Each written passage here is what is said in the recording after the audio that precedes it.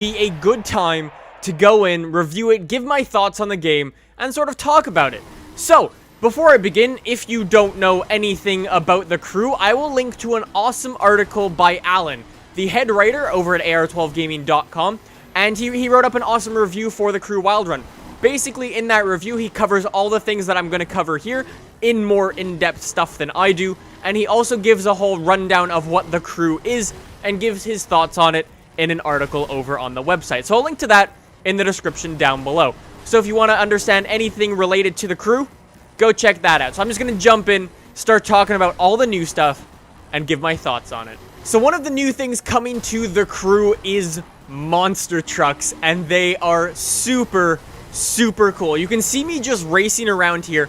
We're up in the Nevada area, I believe. We're very close, or we're going towards the whole monster truck arena area. And that's a super cool place. You'll see what we get up to there. We do a bunch of stunts and things like that. And this dude just found me in the world and started following me. I'm like, dude, we're just gonna go. I wasn't even talking to him. We just ended up driving together through all these dunes and sand dunes, and it was really cool. Awesome stuff, super fun.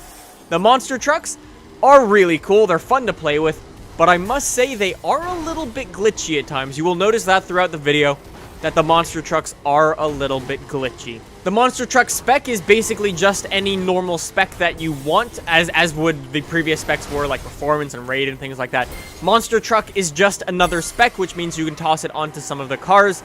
And surprisingly, you can actually toss the monster truck spec onto a lot of cars, which is actually really cool. Thumbs up for that. Anyways, there's also a drift spec, which once again is very similar to the monster truck spec. You can just toss it on your car, just like that, and it makes it a drift spec car. The cars are fun. You can toss it onto, again, a hell of a lot of cars, so that's always good. The cars are fun to drive, but if you ask me, the handling for them just isn't there. They feel a little bit clunky, a little bit loose. I'm not sure what it is exactly, but they just feel a little bit weird if you ask me. I'm sure if you put in the practice, you could get incredible at drifting these things, and I'm sure it would be a lot of fun, but right out the box, after a week of playing or so, it's still quite difficult.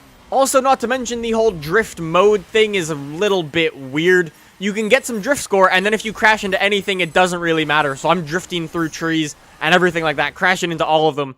Doesn't matter, you're gonna keep your points. It's kind of strange. Anyways, the final big spec is the drag racing spec, which, if you ask me, is the best new spec in the game. It is so much fun, the drag racing spec, and it is a great addition to the game. Keep in mind, you can take all of these cars, all of these new specs, and take them out into the world like you usually would, and go have a hell of a lot of fun with them. The drag spec is really great and was a hell of a lot of fun when I live streamed the new crew expansion last week. However, that was until I tried this week's drag racing summit event, and I realized that the drag race, the whole thing is based at the Bonneville Salt Flats, and then you would expect the drag racing to be there. Obviously, that would make a lot of sense.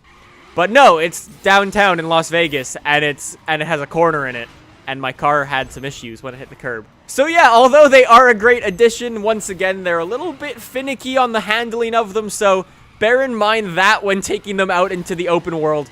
But they are very cool, and I do really like them. I love the way the drag racing works in this game. A hell of a lot of fun, super addicting as well. So the final last, I guess, vehicle, you could say, would be the brand new bikes that are now in the crew Wild Run. They are very cool, but very expensive. There are two cheap sort of budget bikes, both under 100k. But then after that, there's a slight gap. After that, the next most expensive bike is 300k, and it goes all the way up over 500,000 credits, and it's actually just insane. Or crew bucks, or whatever they're called. Monies. A cool thing you can do with bikes is you can actually customize your rider, which is pretty cool. But again, the bike outfits are just crazy expensive. 50k for a helmet? I'm sorry, but no. The final huge update for the crew Wild Run was the brand new graphics, and oh boy, you could probably tell throughout this video, they look very good. They are everywhere in the world. The brand new graphics are everywhere. They're awesome. We got the whole day-night cycle with rain. We got the snow. We got everything. It looks incredible. Props on the new graphics. The game looks very good. The brand new events are also super fun. The new summit thing is awesome. It lets you do all these crazy events like hill climb, escape, slalom. Don't do that in a monster truck. That never ends well. Then you can go up against your friends in like drag racing, drifting, everything like that. It's just so much fun. Two downsides, though, to this expansion. One, everything is incredibly overpriced. For you to get one of the new specs, if you want to take, say, a little Fiat 500, which costs you some amount of money, say you want to toss the monster truck spec on it, it's something like 400 or 500,000 crew monies, essentially, which is just hugely overpriced. It almost feels like the microtransactions are almost being pushed down your throat a little bit. Same thing goes for the drift spec. If you want to make one of your cars a drift spec car, that's 400 or 500,000. It is unbelievable how expensive these specs are. Same thing goes for the drag spec, and like I said, the bikes are already crazy expensive, and same goes for the outfits, the helmets, the tops, and the pants. Crazy expensive. Other than that, though, the only issue that I've been having is a couple disconnects and the game just freezing on me when trying to start it up. Other than that, though, the game is actually pretty damn fun. Would I recommend this to someone? Maybe. If you're a person who's into like the whole sort of arcadey sort of handling model and can deal with the sort of clunky feeling of the handling of these cars, I would definitely check this game out. So anyways, guys, those are my thoughts on the Crew Wild Run. Let me know what you guys think in the comments down below. Don't forget to go check out Alan's article. The link's going to be in the description down below for that, and you guys can check that out. Super awesome article he wrote. Props to you, Alan.